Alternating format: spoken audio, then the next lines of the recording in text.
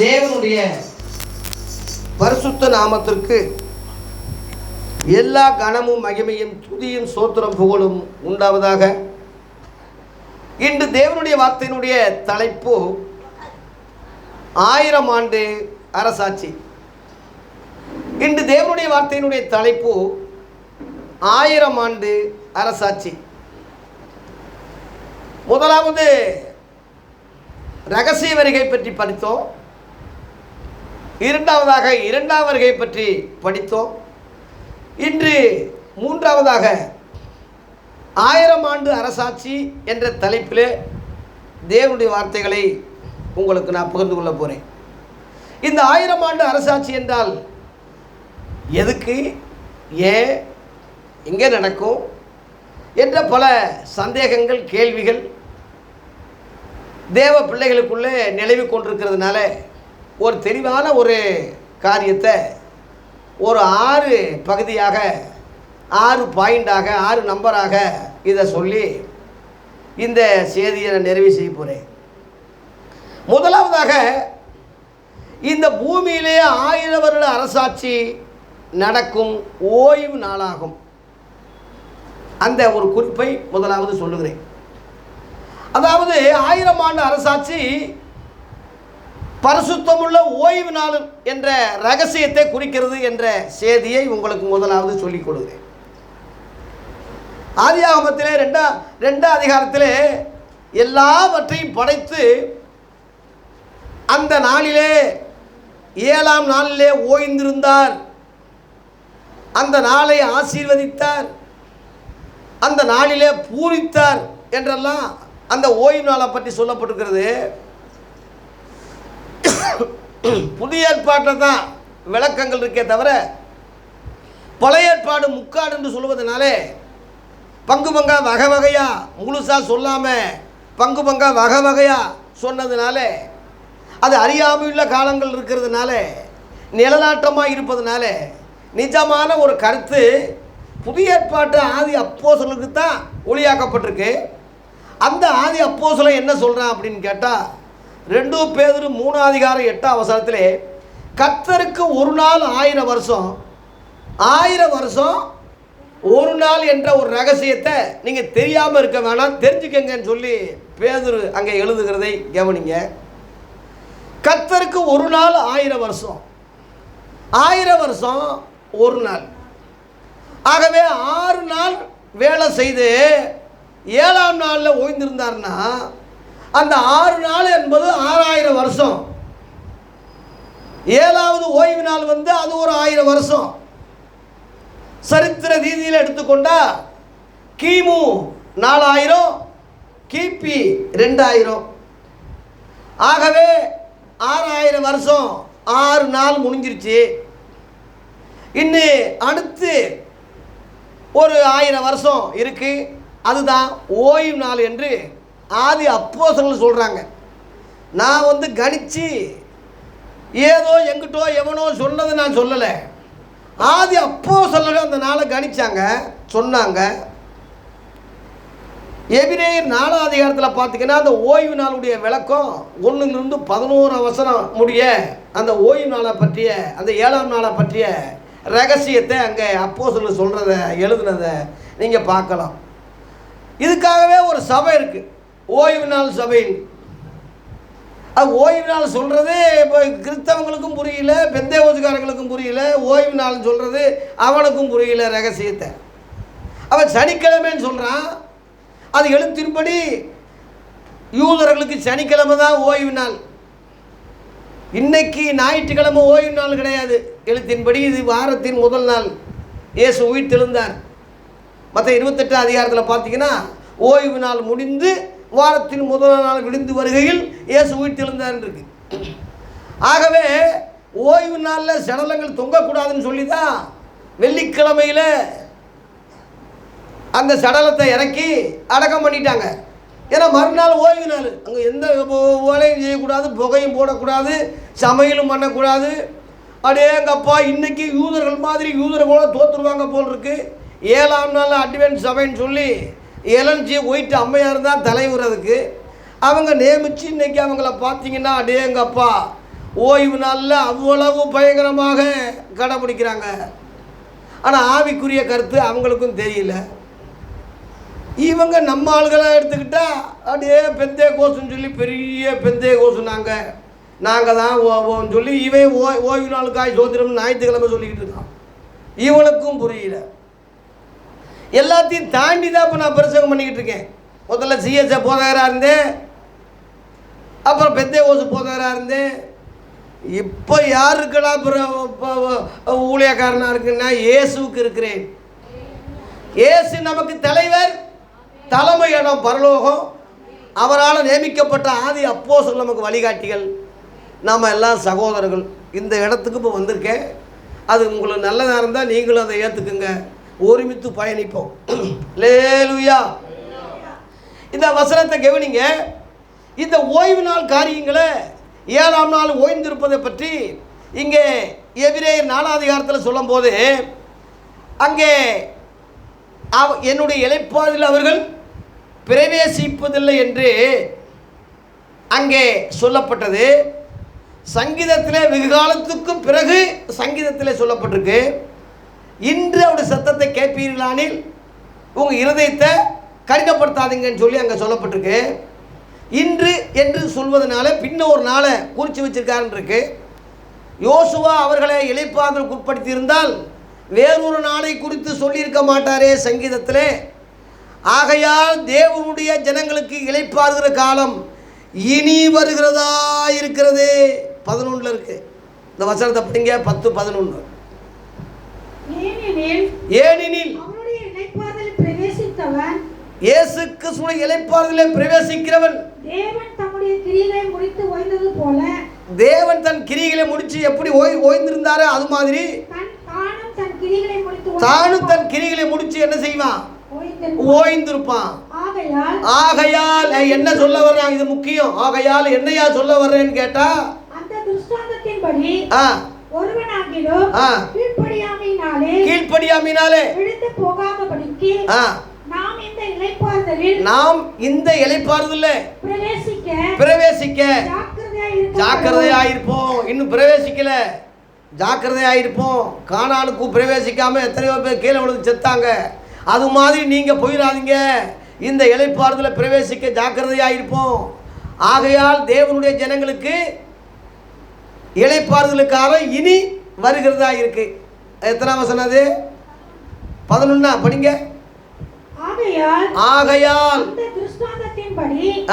ஒருவனாகிலும் கீழ்ப்படியாமையினாலே விழுந்து போகாதபடிக்கு நாம் இந்த இளைப்பாறுதலில் பிரவேசிக்க ஜாக்கிரதையாய் இருக்க கடவோம். அப்புறம் படிங்க அடுத்த வசனம். தேவனுடைய வார்த்தையானது அந்த அதுக்கு முந்தி படிங்க 9. ஆகையால் தேவனுடைய ஜனங்களுக்கு இளைப்பாறுகிற காலம் இனி வருகிறதா இருக்கிறது. கவனிங்க. இனி இனி இனி இனி இனி தேவனுடைய மக்களுக்கு இளைப்பாறுகிற காலம் இனி வருகிறதா இருக்கிறது. அந்த இளைப்பாறுதலில் பிரவேசிக்க நம்ம ஜாக்கிரதையாயிருப்போம். இனி இனி என்ற வார்த்தையை கவனிங்க. இனிமேல் தான் ஓய்வு நாள் இளைப்பாறுதல் வரப்போகுது. 7ஆம் நாள். அதுதான் 1000 ஆண்டு அரசாட்சி. அந்த அரசாட்சியில் சாத்தா இருந்தால் முடியுமா? அதனால தான் அவனை கட்டி 1000 வருஷம் பாதாளத்திலே தள்ளி அடைத்தார் என்று நேற்றைய தினத்திலே வெளிப்படுத்தல் 20ஆம் அதிகாரத்திலே 2:3 வசனத்தில் உங்களுக்கு நான் விளக்குனேன். ஏன்னா அவன் இருந்தால் எப்படி அங்கே 1000 ஆண்டு அரசாட்சி நிம்மதியாக செய்ய முடியும்? பிசாசி இருக்கிறானே அங்கே. அதனால அவனை கட்டி பாதாளத்தில் தள்ளுறாரு. ஏன் பாதாளத்தில் தள்ளுறாரு?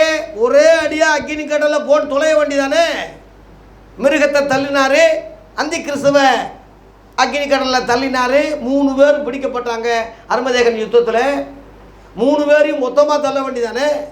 ஏன் அவங்க 2 பேரை மட்டும் தள்ளிட்டு இவனை மட்டும் ஏன் பாதாளத்தில் அடைக்கிறாரு? ஏன் அக்கினி கடலில் தள்ளலை அப்படின்னு கேட்டால், இந்த 1000 ஆண்டு அரசாட்சியை ஆதாமை வச்சு ஏவாளை வச்சு தேவன் இந்த பூமியில் நடத்த திட்டமிட்டு இருந்தார். அவர்களை ஆசீர்வதித்தார்னே ஆதியாகமம் 1:28 இருக்கு.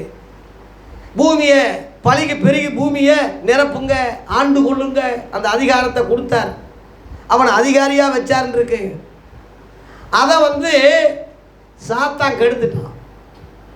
பரலோகமே எனக்கு இல்லாமல் போச்சு, பூலோகத்தை மனுஷனை ஆள விடக்கூடாதுன்னு சொல்லி மனுஷனுக்கு எதிரியே பிசாசி தான். அவன் ஆள விடாமல் செஞ்சு தந்திரமாக பொம்பளையை பிடிச்சி அப்புறம் ஆம்பளையை பிடிச்சான். தந்திரமாக நேருக்கு நேர ஆம்பளைக்கிட்ட வர முடியாது.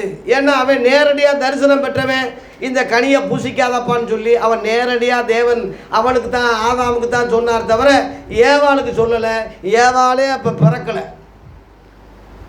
ஆகவே அவங்கிட்ட போனால் பாச்சாவளை பலிக்காதுடான்னு சொல்லி தந்திரமாக ஒரு பொம்பளை தனியாக இருக்கும்போது தனியாக போய் பேசுகிறான் பாருங்க. தனியாக பேசுகிறவங்களை குறித்து ஜாக்கிரதையாக இருங்க. வீடு விசிட்டின்னு சொல்லி எத்தனையோ ஊழியக்காரன் புருஷன் இல்லாத நேரத்தில் போய் மணிக்கணக்கில் அங்கே பேசுகிறது, சாப்பிட்றது, பெட்ரூம் வரைக்கும் போகிறது, படுக்கிறது, தூங்குறது, ஏகப்பட்ட பேர் அப்படி இருக்கான்.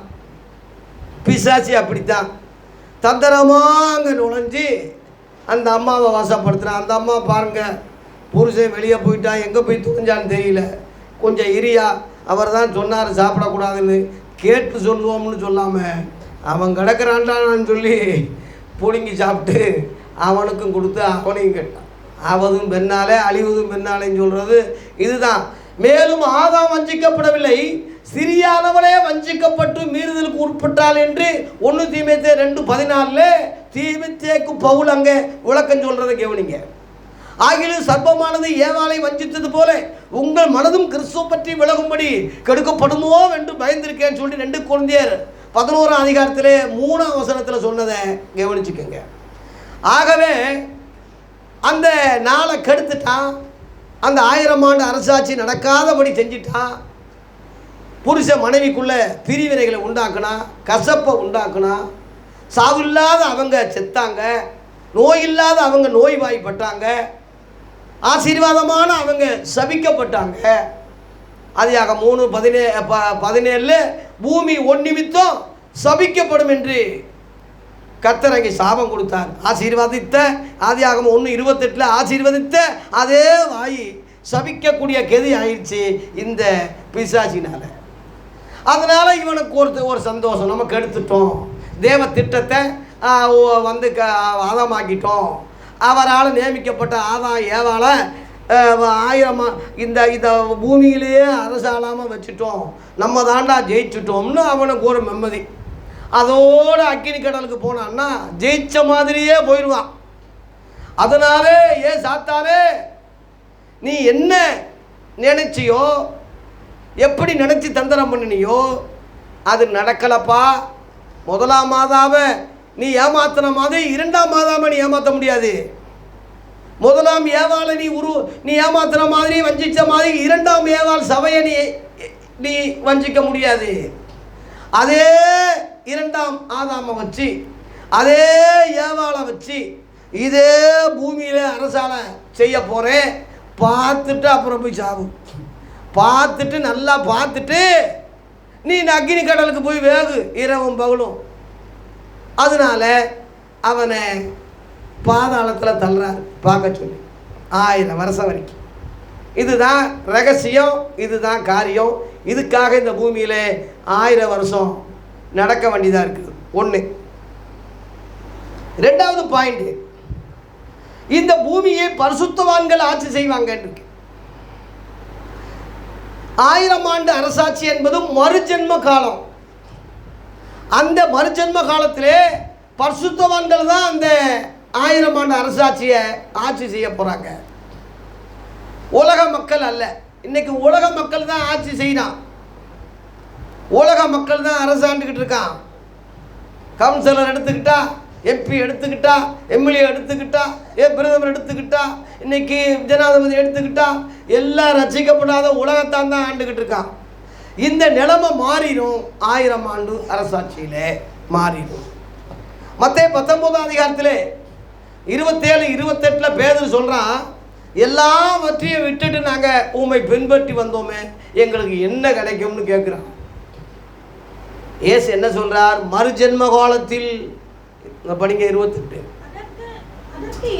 அதற்கு இயேசு மறுஜென்ம இந்த காலத்தில் இல்லை, மறுஜென்ம காலத்தில் மனுஷகுமாரன் தம்முடைய மகிமையுள்ள சிங்காசனத்திலே உட்கார்ந்துகிட்டு இருக்கும் போது என்னை பின்பற்றின நீங்களும் இஸ்ரவேலின் 12 கோத்திரங்களையும் நியாயம் தீர்க்கிறவர்களாக 12 சிங்காசனத்திலே நீங்க உட்கார போறீங்க.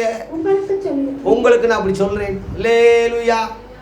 எல்லாத்தையும் விட்டுட்டு வந்தோம் என்ன கிடைக்கும்னு சொல்லும் போது இந்த முழு உலகத்தையே நியாயந்திருக்கக்கூடிய ஒரு சக்தியை, அதிகாரத்தை, ஆசீர்வாதத்தை உங்களுக்கு தாப்பா கொடுத்துருக்கேன்னு சொல்லி 1 கொரிந்தியர் 6ஆம் அதிகாரத்தில் நீங்கள் பார்க்கும்போது 1 - 3 வரை பரிசுத்தவான்கள் உலகத்தை நியாயந்திருப்பார்கள் என்று பவுல் சொல்கிறான். ஒரு அற்ப வழக்குகளை தீர்க்க உங்களுக்கு மனசு இல்லையா?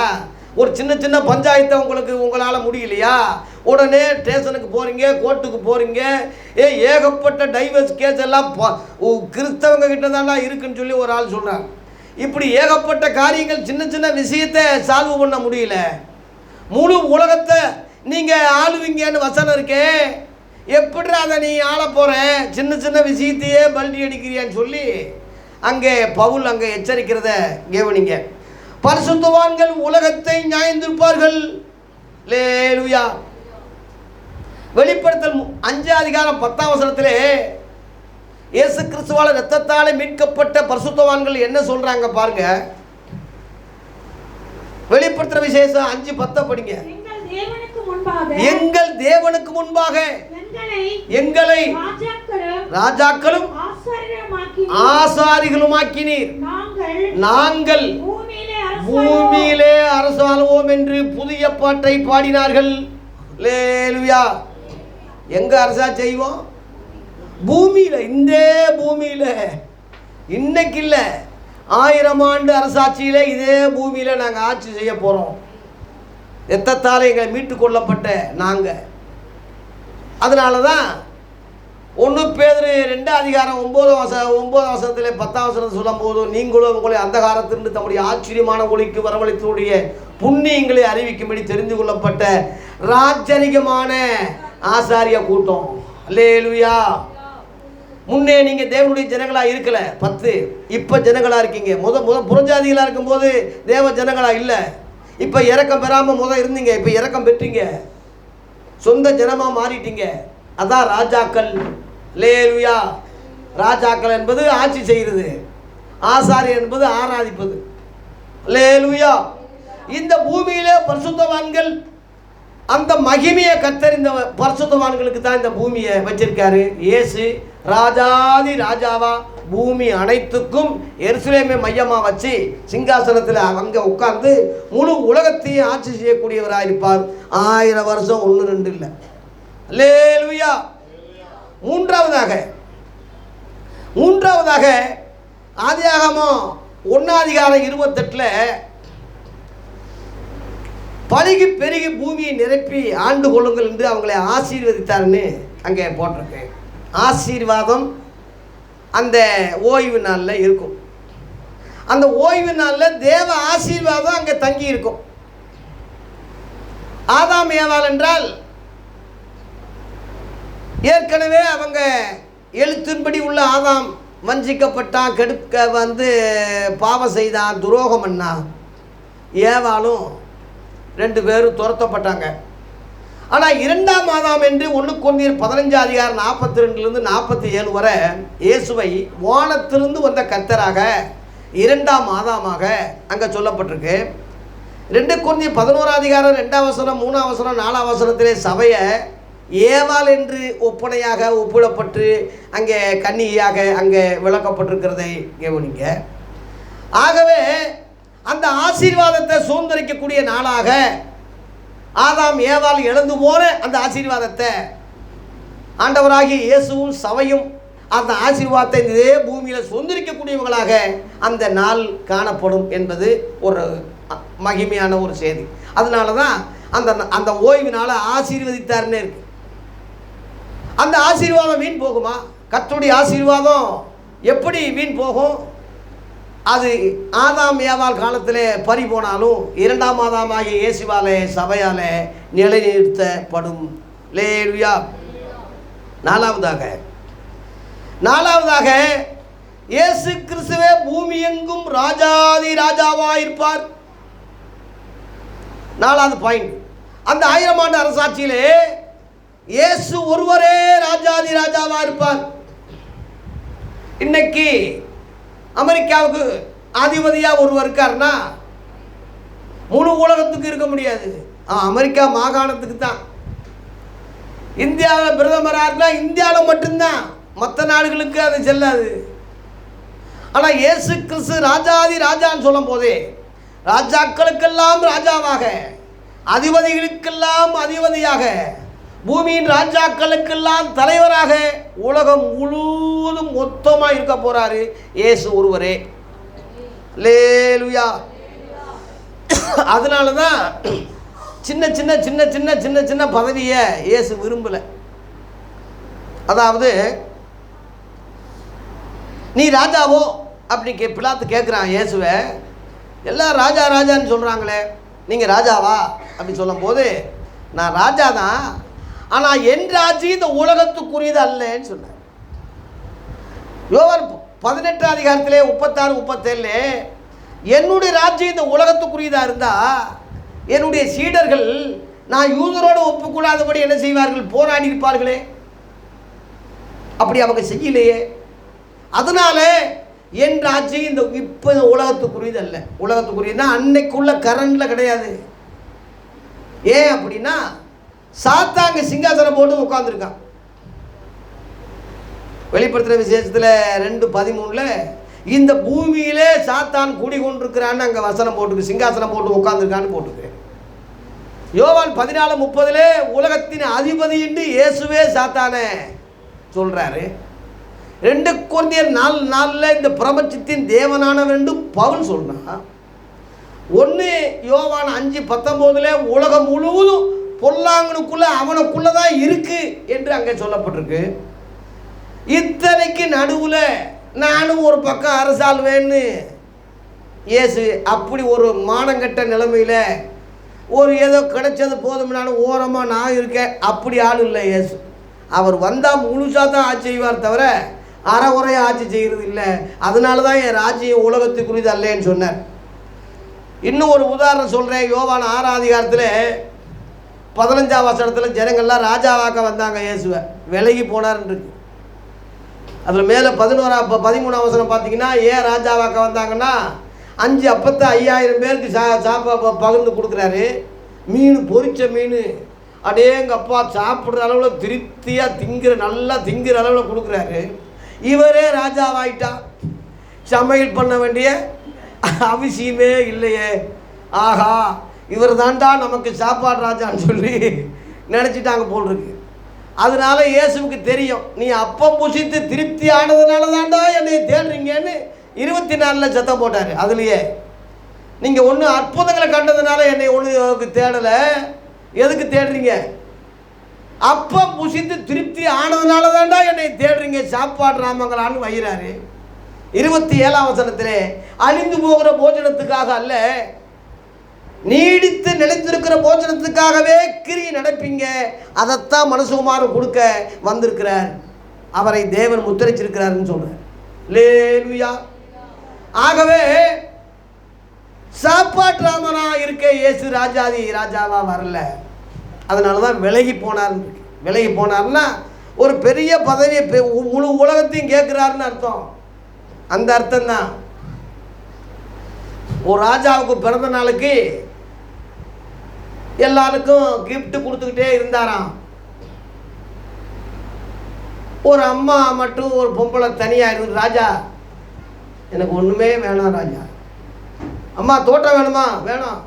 கிணறு வேணுமா? வேணாம். அந்த தோப்பு வேணுமா? வேணாம் ராஜா. இதை ஒன்றுமே வேண்டாம்னு சொல்கிறியே, இப்போ என்னம்மா எதுக்காக நிற்கிறேன்னா, உங்களை தான் எனக்கு வேணும், உங்களை நான் மனவாரனா நான் ஏற்றுக்கிறேன். இப்போ மந்திரி சொன்னானா முழு சொத்தையும் ஆட்டை போடுறதுக்கு முயற்சி பண்ணுறாயா. அவங்களாவது ஏதோ கொஞ்சம் கொஞ்சம் வாங்கிட்டு போனாங்க. ஒன்றுமே வேணாம் ஒன்றுமே வேணாம்னா முழுசாக ஆட்டையை போடுறதுக்கு தான் இந்த அம்மா கேட்குது உங்களை. இது ஏன் இந்த உதாரணம் சொல்கிறேன்னா, எனக்கு வேறொரு ஆசை இல்லை, பாட்டு பாடுறோம், உலகம் வேண்டாம், எல்லாம் வெறுத்துட்டேன், முழுசாக ஆள போகிறோம்னு அர்த்தம். உங்களுக்கே தெரியாமல் இருக்கு. அல்லேலூயா. அற்பமாக சொற்பமாக இல்லை, முழுசாக ஆள போகிறோம். இன்னைக்கு அதில் இன்னைக்கு தற்கூறிகள் பாடுறாங்க, என் தேசம் இல்லை எங்கும் அப்பாடியா. இது இங்கே ஆண்டு என்னடா செய்ய, இங்கே ஆள மாட்டார். மறுஜென்ம காலத்தில் 1000 ஆண்டு அரசாட்சியில் தான் ஆளுவார் தவிர இன்னைக்கு ஒரு கவுன்சிலர் பதவிக்கு, ஒரு எம்எல்ஏ பதவிக்கு ஒரு ஓரமாக இன்னைக்கு எவன் லஞ்சம் வாங்காமல் இருக்கான், எவன் இன்னைக்கு ஊழல் இல்லாமல் இருக்கான், எவன் இன்னைக்கு நல்ல தலைவரை எதிர்பார்க்க முடியும்? ஏதோ 1-2 காமராஜரை போல, கக்கனை போல ஒரு சிலர் ஏதோ அறுதலாக இருக்கக்கூடிய ஆள்கள் உண்டு. எல்லாரையும் சொல்ல முடியுமா? இன்னைக்கு எங்கே போனாலும் லஞ்சம் வாங்குறான். 70,000 சம்பளம் வாங்குறான் ஐயா, 10 ரூபா கேட்குறான், 20 ரூபா கேட்குறான் கையேந்தி. கேவலமாக இருக்கு. எங்கே போனாலும் ஊழல், லஞ்சம். லஞ்சம் வாங்கியே பழக்கம் ஒரு ஆளுக்கு. கீழே ஒரு நல்ல பாம்பு டேபிளுக்கு கீழே படம் எடுத்துக்கிட்டு இருந்திருக்கு. அந்த நிழலை பார்த்துருக்கான். சரி, எவனோ கையை நீட்டி கொடுக்குறான்டான்னு சொல்லி அதிகாரி பார்க்காம கையை மட்டும் நீட்டிருக்கான். ஒரே கொத்து நுர தள்ளி கீழே விழுந்து செத்தானா. இங்கே எங்கள் திண்டுக்கல் பக்கத்தில் 20 லட்சத்தை பேரம் பேசியிருக்கான் ஒரு பெரிய அதிகாரி. கைது பண்ணி இப்போ கோர்ட்டு கேஸுன்னு அலைஞ்சிக்கிட்டு மதுரையில் இப்போ ஜெயிலில் கிடக்கிறார். எங்கே போனாலும் ஊழல், அநியாயம், அக்கிரமம், எங்கே போனாலும் பொய், பித்தலாட்டு. இப்படிப்பட்ட உலகத்திலேயாண்டா ஏசு ஆள முடியும்? பரிசுத்தவான்கள் இந்த இதில் நானும் ஆள்றேன், இவர் எங்கள் தலைவர், இவர் அந்த மாநாடு போடுவோம், அவர் எங்களுக்கு ஆட்சி செய்கிறாரு, இவர் எங்களுக்கு பதவி கொடுக்குறாரு. இந்த உலகத்தில் எவனையும் பின்பற்றாதீங்க, எவங்களையும் நம்பாதீங்க. குறிப்பாக போதகர்கள் பெரிய சிலுவையை போட்டுக்கிட்டு இன்றைக்கி அரசியல்வாதிக மாதிரி தொந்தியை வச்சுக்கிட்டு, பெரிய பிஷப்புன்னு சொல்லிக்கிட்டு, கிரீடை வச்சுக்கிட்டு, ஒரு செங்கோலை ஒரு கம்பை வச்சுக்கிட்டு திரிச்சிக்கிட்டு இருக்கான். இயேசுவின் பேராலே அரசியலில் இறங்கியிருக்கிறானுங்க. எத்தனையோ பேர் அரசியலில் இறங்கிக்கிட்டு இருக்கான். இன்றைக்கி பிஜேபிக்கு ஆதரவாக, மோடிக்கு ஆதரவாக பகிரங்கமாகவே ஒரு பிஷப்பு பேசிக்கிட்டு இருக்கான். என்னடா சொல்கிறது? கிறிஸ்தவங்க சாத்தான் பிள்ளைகளாக மாறி ரொம்ப நாள் ஆயிடுச்சுன்னு ஒருத்தன் சொன்னால் அவனை தூக்கி பிடிச்சி இவன் தான் எங்களை ஆளுறான், இவன் தான் எங்களுக்கு தலைவர், பாதுகாவலர்னு சொல்கிறான். ஒரு பிஷப்பு சொல்கிறான். ஐயா, இப்படிப்பட்ட ஆளுகளை பின்பற்றி போக முடியுமா நம்ம? ஆகவே என்னுடைய ராஜ்யம் உலகத்துக்குரியது அல்ல என்று இயேசு சொன்னது தான் நீங்களும் நானும் சொல்லணும். நம்முடைய ராஜ்யம் இந்த உலகத்துக்குரியது, அரசியல் இல்லை. அப்படின்னா என் சீடர்கள் போராடி இருப்பார்களே. இன்னைக்கு ஏன் போராடுறாங்கன்னா அவங்க இயேசுவின் சீடர்கள் அல்ல. இயேசுவின் சீடர்களாக இருந்தால் போராட மாட்டாங்க. நல்ல விசுவாசத்தின் நல்ல போராட்டத்தை அவன் போராடுவானே தவிர அழிந்து போகிற உலகத்துக்காக போராட மாட்டான்.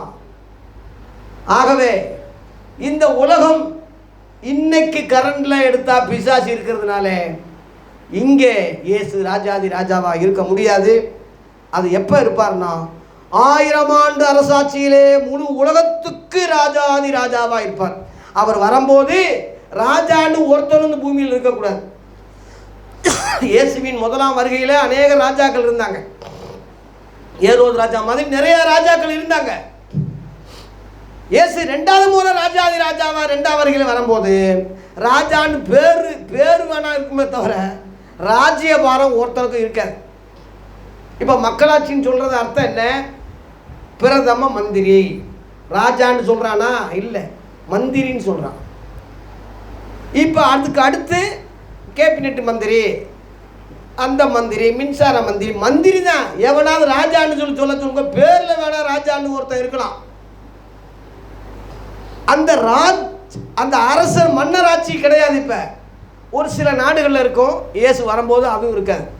எலிசபெத் அம்மா வயசாகி ராணி ராணி ராணின்னு சொல்லி இப்போ சாக போகுது.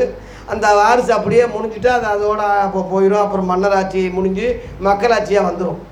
இயேசு ராஜாதி ராஜாவாக வரும்போது பூமியில் ஒருத்தனும் ராஜான்னு சொல்லி ஒருத்தனும் இருக்க முடியாது. ஏன்னா அவர் ராஜாதி ராஜாவாக வர்றாரு. வெளிப்படுத்தல் 1ஆம் அதிகாரத்தில் போட்டிருக்கு. 1ஆம் அதிகாரத்தில் பாருங்க, 6ஆம் வசனம் 7ஆம் வசனம்.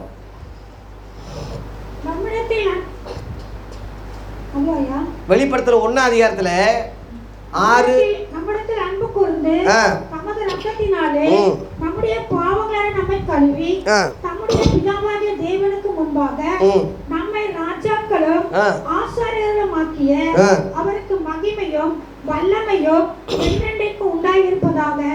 ஆமென். மேகங்களுடனே வருகிறார். எல்லா கண்களும் இரண்டாம் வருகையிலே இயேசுவை பார்ப்பார்கள். அவர்களை குத்தினவர்களும் அவரை பார்ப்பாங்க. பூமியின் கோத்திரத்தார் எல்லாரும் அவரை பார்த்து புலம்புவார்கள். அதே மாதிரி ஆகும். வார்த்தை ஒருபோது பொய் சொல்லாது. அங்கே பூமியின் ராஜாக்களுக்கு அதிபதின்னு போட்டிருக்கு, எல்லா ஆளுகளுக்கு தலைவர்னு போட்டிருக்கு. இயேசு கிறிஸ்து தலைமைத்துவமாக இருப்பார், ராஜாதி ராஜாவா. அவருடைய சீடர்கள் குட்டி ராஜாக்களாக இருப்பாங்க. அங்கங்கே ராஜ்யபாரத்தை கொடுப்பாரு. அவர் ஏன் ராஜாண்டு இல்லாமல் ராஜாதி ராஜாடா ஏன் அந்த பேர் வருதுன்னா, எல்லா ராஜ்யத்துக்கும் அவர் ராஜாவாக இருப்பார். அந்த அர்த்தம் தான். அல்லேலூயா. அஞ்சாவதாக, நேரத்தை கருதி சீக்கிரம் முடிக்க போகிறேன். அஞ்சாவதாக, இந்த பூமி அந்த நேரத்தில் கர்த்தரை அறிகிற அறிவில் இருக்கும்.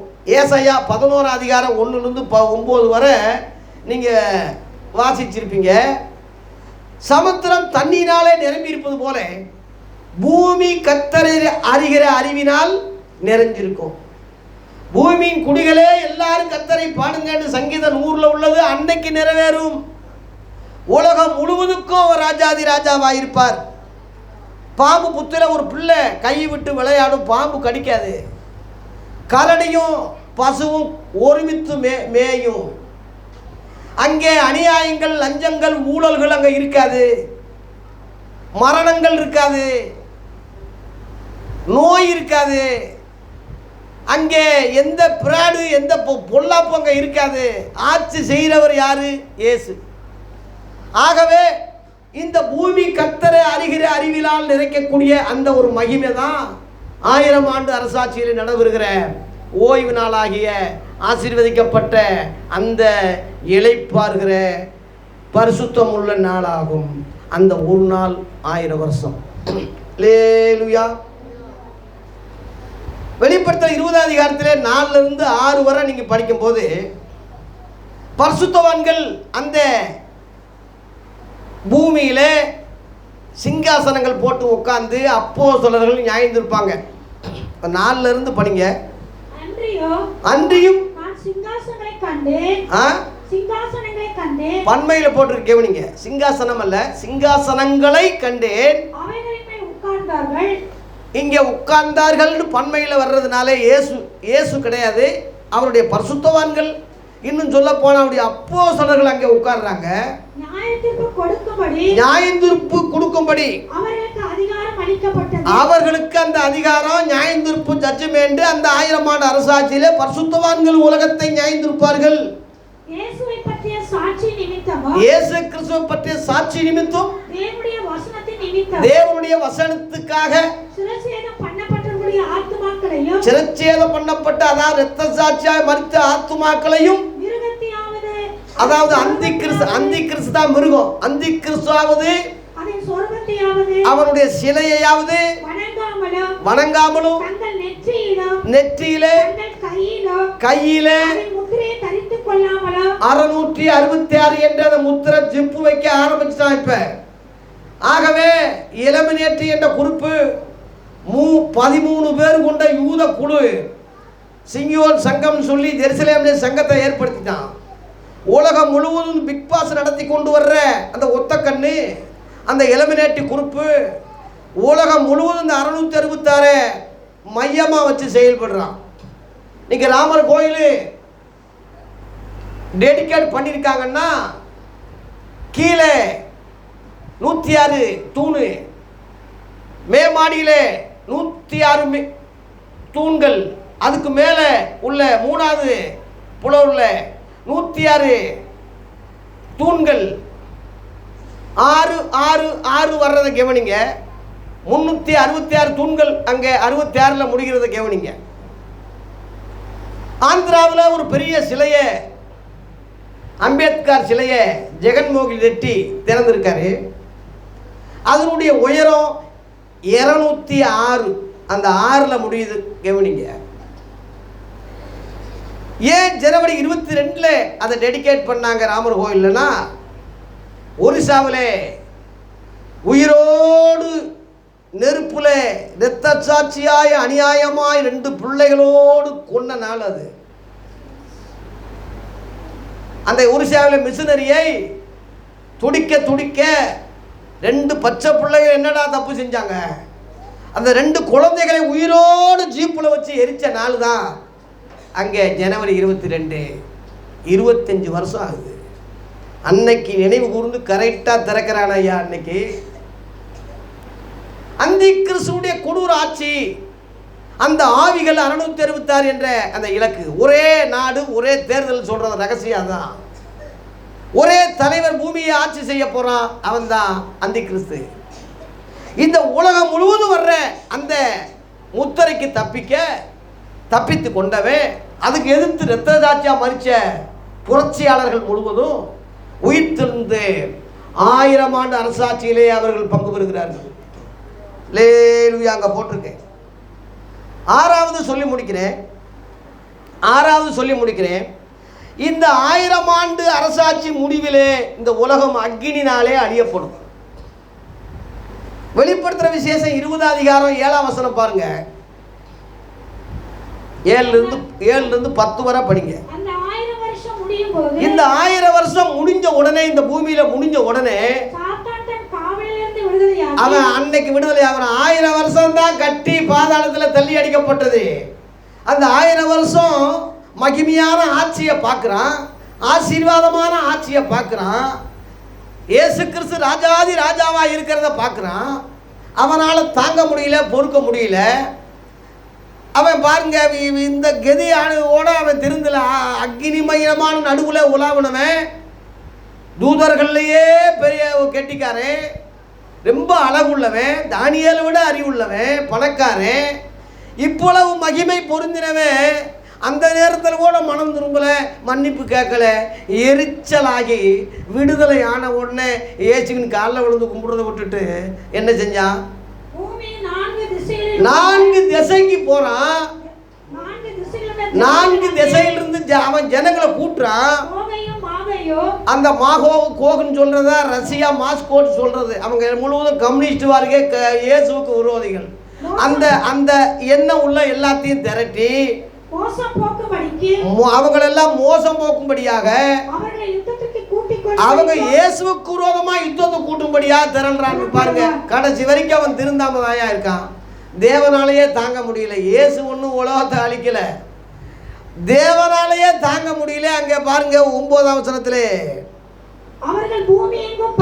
பூமி எங்க அவன் பரவிட்டான். அதாவது எருசலேமை நெருக்கி வந்துட்டாங்க. அதான் பிரியமான நகரம் எருசலேமை வளைச்சுக்கிட்டாங்க. இப்ப இந்த யுத்தம் நடந்துகிட்டு இருக்கு இல்லையா, அதுபோல பிசாசு முழு உலகத்தையும் எருசலேமுக்கு விரோதமா கொண்டு வந்து அப்படியே நெருக்கி வரும்போது, அப்பொழுது தேவனால், கவனிங்க, தேவனே அதை செய்கிறார். தேவனால் படிங்கம்மா. தேவனால் வானத்திலிருந்து அக்கினி இறங்கி அவர்கள் எல்லாரையும் பட்சித்து போட்டது. லேலுயா, அதுதான் அக்கினி அழிவு என்று 2 பேதுரு 3ஆம் அதிகாரத்திலே 7-8 பேதுரு சொல்றான். அன்னைக்குள்ள உலகம் அக்கினியில் அழியப்பட்டது. இன்னைக்குள்ள வானமும் பூமியும் அந்த வார்த்தையினாலே எதுக்கு இறையா வச்சிருக்காரு? எதுக்கு அக்கினிக்கு இறையாக வைக்கப்பட்டிருக்குன்னு அங்கே போட்டிருக்கு. கவனிங்க, அக்கினிக்கு இறையாக வச்சிருக்க. அதனால தண்ணியில அழிஞ்சு போகுது, அழிஞ்சிரும் சொல்லி நினைக்காதீங்க. நாசா விஞ்ஞானிகள் இந்தியாவில் உள்ள 12 நகரங்கள் அழிஞ்சு போயிடும் 2051 ஒரு கணிப்பு கொடுத்துருக்காங்க. சென்னை முதற்கொண்டு தீவா போயிடும் சொல்றாங்க சென்னை. ஆகவே ஒரு கணிப்பு கணிக்கிறாங்க, அது உண்மைதான், அந்த மாதிரி வரும். அக்கினி அழியிறது அது கிடையாது, அது அக்கினி அழிவு கிடையாது. அப்போ 12 நகரங்கள்னா மற்ற நகரங்கள் எப்படி அழியும்? ஆகவே வானத்திலிருந்து அக்கினி இறங்கும். அதுக்கு உதாரணமா லோத்தின் காலத்தில் நடந்தது போலவும் நடக்கும்னு சொன்னார். லூக்கா 17:28 லோத்தின் காலத்தில் நடந்தது போலவும் நடக்கும் சொன்னார். லோத்தின் காலத்திலே சோதோம் கோமோரா பட்டணம் எப்படி அழிஞ்சிச்சு? வானத்திலிருந்து அக்கினி இறங்கி கந்தகம் கொட்டி அந்த 2 பட்டணத்தையும், மலேசியா சிங்கப்பூர் மாதிரி பக்கத்தில் இருக்கு, 2ஐயும் அக்னியிலே அழிச்சிருச்சு. அதனுடைய காரியம் என்ன? ஓரின சேர்க்கை. ஓரினச்ச ஆம்பளை விபச்சாரம் பண்ணுறது. இன்னைக்கு பெண் வேசியை விட ஆண் வேசி தான் அதிகமாக சம்பாதிக்கிறான்னு ஒருத்தன் சொல்கிறான். விபச்சாரத்தில் ஆணு ஒன்றா வாழலாம், கல்யாணம் பண்ணிக்கலாம், அப்படி ஒரு சட்டம் சொல்லியிருக்கான்.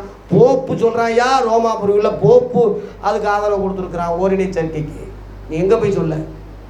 ஆகவே சோதோம் கோமோரா மாதிரி இன்னைக்கு முழு உலகம், சென்னையில் தான் விபச்சாரம் பெருகி இருக்குன்னு ஒருத்தன் சொல்கிறான். ஒரு நாதாரி, சென்னை என்ன விலை இருக்கா? முழு உலகம் பிசாசு ஆண்டுகிட்டு இருக்காண்டு உலகம் முழுவதும் பொல்லாங்கனுக்குள்ளே கிடக்குன்னு வசனம் இருந்தா சென்னை மட்டும் குற்றம் படுத்துறது என்ன நியாயம்?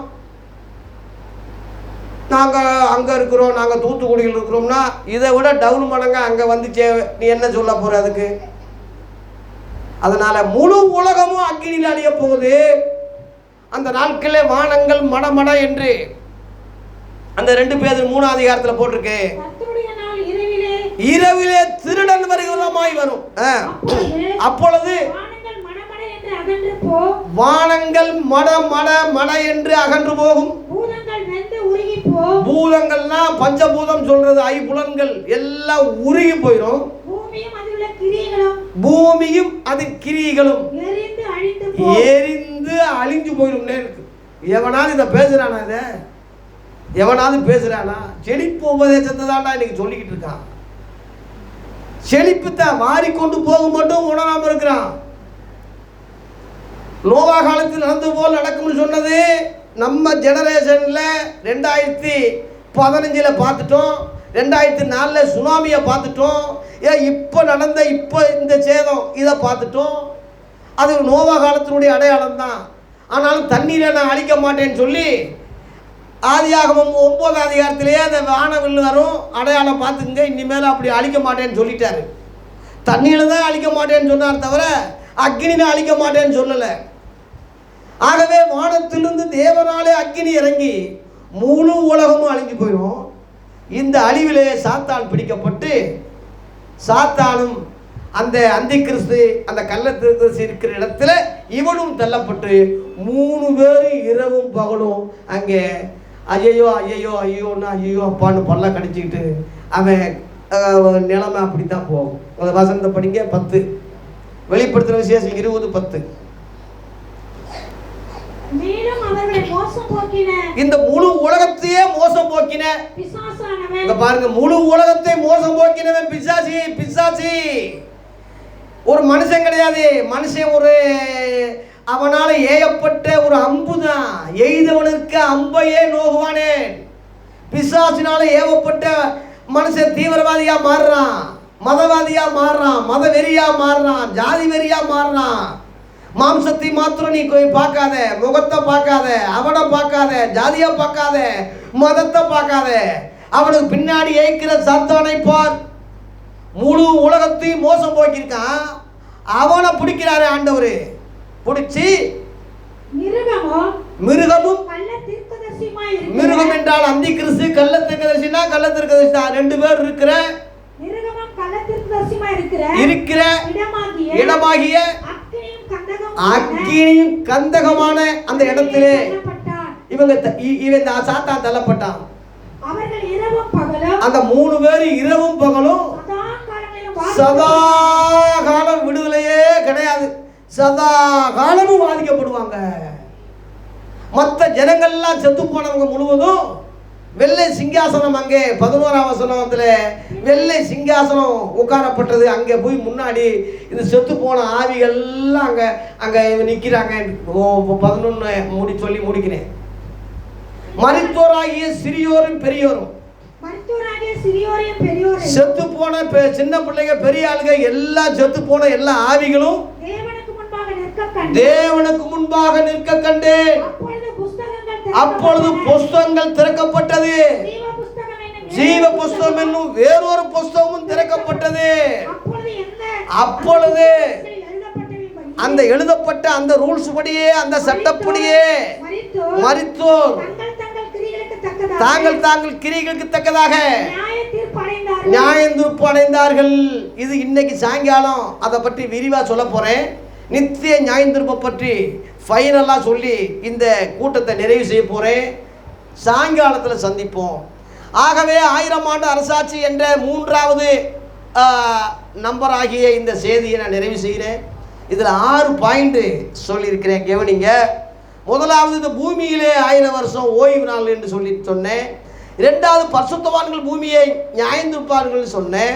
3வதாக 2ஆம் ஆதாம் சபை ஏவாளாகிய இவங்க இந்த பூமியிலே ஆட்சி செய்ய போகிறாங்கன்னு சொன்னேன். 4வதாக இயேசு கிறிஸ்துவே பூமி எங்கும் ராஜாதி ராஜாவாக இருப்பான்னு சொன்னேன். 5வதாக பூமி கர்த்தரை அறிகிற அறிவிலே அந்த 1000 ஆண்டு அரசாட்சி நிரம்பியிருக்குன்னு சொன்னேன். 6வதாக இந்த 1000 ஆண்டு முடிவிலே இந்த உலகம் அக்னியிலே அழியும்னு சொன்னேன். ஆகவே அடுத்து இன்னைக்கு சாயங்காலத்தில் 4வது செய்தியாக நித்திய நியாயத்தீர்ப்பை பற்றி சொல்லி உங்களுக்கு எச்சரிக்கை புத்தி சொல்லி நிறைவு செய்ய போகிறேன். கர்த்தர் நம்மை ஆசீர்வதிப்பாராக. இன்னும் ஆழமான சத்தியங்களை அறிய கிருபை கொடுப்பாராக.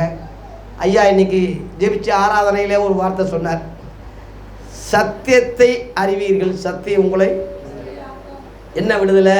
என்னென்ன இருக்கோ லிஸ்ட் எழுதுங்க, எல்லாத்துலேயும் விடுதலை.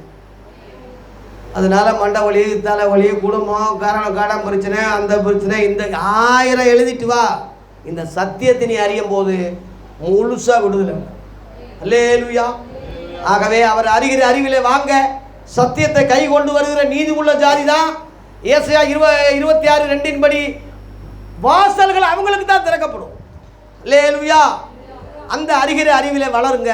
நல்ல சத்தியமுள்ள சபையை கர்த்தர் கொடுத்துருக்கிறார். நல்ல ஊழியக்காரனை கொடுத்துருக்கிறார். ஒரு நல்ல ஆண்டி அம்மாவை கொடுத்துருக்கிறார். ஒரு நல்ல உதவி ஊழியர்கள் அப்பாவி புறாவை போல உள்ள தேவ பிள்ளைகளை கொடுத்துருக்கிறார். புது வருஷத்தில் புதுவாலா சியோனில் போய் சேரக்கூடிய, சியோன் பரலோகத்தில் இருக்குது, அதான் ஹெட் ஆஃபீஸ், அங்கே போய் சேரக்கூடியவங்களாய் இந்த சியோன் சபை மாறுவதாக. கர்த்தர் நம்மை ஆசீர்வதிப்பாராக. நன்றி, வணக்கம்.